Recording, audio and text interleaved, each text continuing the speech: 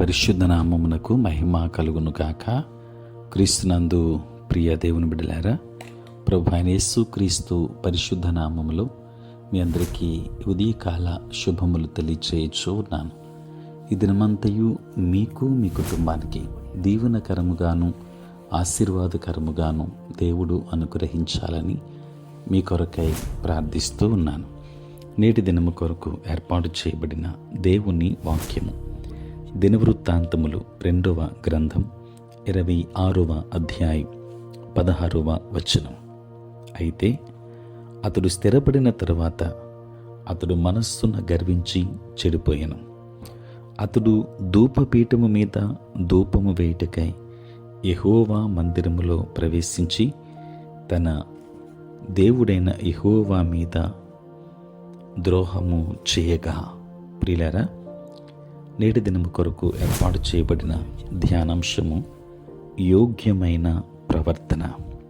ప్రియులారా, చదువుబడిన వాక్య భాగాన్ని గమనిస్తే యూదా రాజైన ఉజ్జియా 16 ఏండ్ల వాడై సింహాసనానికి వచ్చాడు. అతడు దేవుని ఆశ్రయించిన కారణమును బట్టి దేవుడు అతనిని బహుగా దీవించాడు.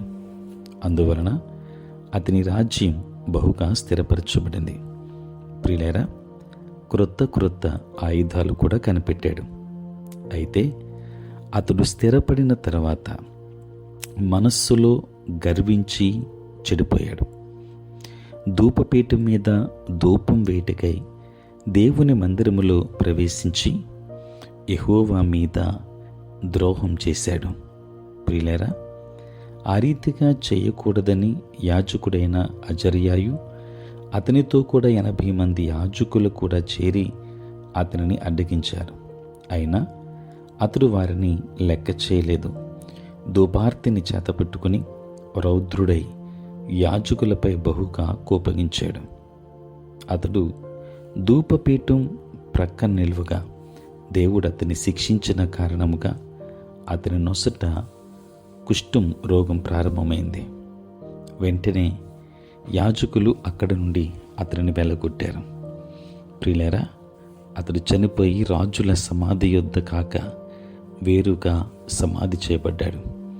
దేవుని బిడ్డలారా, ఉజ్జియా రాజైన అతడెంత గొప్ప ఐశ్వర్యవంతమైన స్థితికి ఎదిగినా దేవుని సన్నిధికి వచ్చినప్పుడు బహు జాగ్రత్తగా ఉండవలసిన అవసరత ఉంది. అతడెంతటి వాడైనా దేవుని సన్నిధిలో గొప్పవాడు కాదు. విధేయతలో దేవునిని, ఆయన సన్నిధిని, ఆయన ఆజ్ఞలను, యాజకులను గౌరవిస్తూ లోబడి జీవించాలి. ప్రియులారా, గర్వించినందువలన ఆశీర్వాదానికి కారణమైన దేవుని సన్నిధి నుండి శాపాన్ని పొందుకుని వెళ్ళాడు. దేవుని సన్నిధిలో మనం విధేయులుగా ఉంటే, భయభక్తులతో ఉంటే అక్కడ మనం ఆశీర్వదింపబడతాం. అవిధేయులుగా ఉంటే బహుఘోరమైన శాపానికి గురవుతాం. కనుక దేవుని సన్నిధానములో యోగ్యమైన ప్రవర్తన కలిగి ఉందాం. దైవాశీర్వాదములు పొందుకుందాం. దేవుడు మిమ్మును మీ కుటుంబాన్ని దీవించునుగాక. ఆమేన్. ప్రార్థన.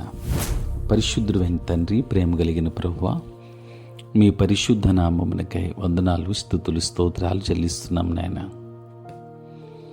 రాత్రంతయు కాపాడి సంరక్షించి సుఖనిద్రను మాకు దయచేసి మా జీవితంలో మరి యొక్క నూతన దినాన్ని మేము చూడగలిగే భాగ్యాన్ని మీరు మాకు అనుగ్రహించినందులకే స్తోత్రాలు. తండ్రి, ఈ దినమంతా కూడా మీ సన్నిధి మాతో ఉంచండి. మీ ప్రసన్నత మాకు అనుగ్రహించండి. మా ప్రతి బలహీనత నుండి విడుదలనివ్వండి.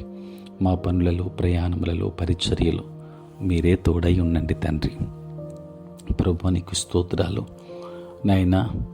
పుట్టినరోజు, పెళ్లి రోజు జరుపుకొనుచున్న బిడ్డలని దీవించండి. నూతన ఆశీర్వాదములు మెండుగా అనుగ్రహించండి. చదువుకుంటున్న బిడ్డలకు కావలసిన జ్ఞానం ఇవ్వండి. ఉద్యోగస్తులను, వ్యాపారస్తులను నాయన కష్టపడి పని చేసుకొనుచున్న బిడ్డలను దీవించమని మరొకసారి నీ సన్నిధిలో ప్రార్థిస్తున్నాను. సార్వత్రిక క్రైస్తవ సంఘాన్ని దీవించండి. దూరదేశాలలో, దూర ప్రాంతాలలో ఉంటున్న ప్రియులైన బిడ్డలందరినీ మీరు ఆశీర్వదించమని, రక్షణ లేని వారికి రక్షణ అనుగ్రహించండి. మారు మనస్సు లేని వారికి మారు మనస్సు అనుగ్రహించమని వేడుకొనుచు ఈ దిన దీవెనల చేత మమ్మల్ని అందరినీ కూడా నింపి బలపరిచి నీ కాపుదల సంరక్షణ ప్రతి ఒక్కరికి దయచేయమని యేసు నామములో ప్రార్థించి వేడుకొనుచున్నాము తండ్రి.